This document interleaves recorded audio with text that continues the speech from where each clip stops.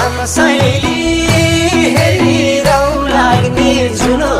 जस्तै कस्तो बस्यो फिरती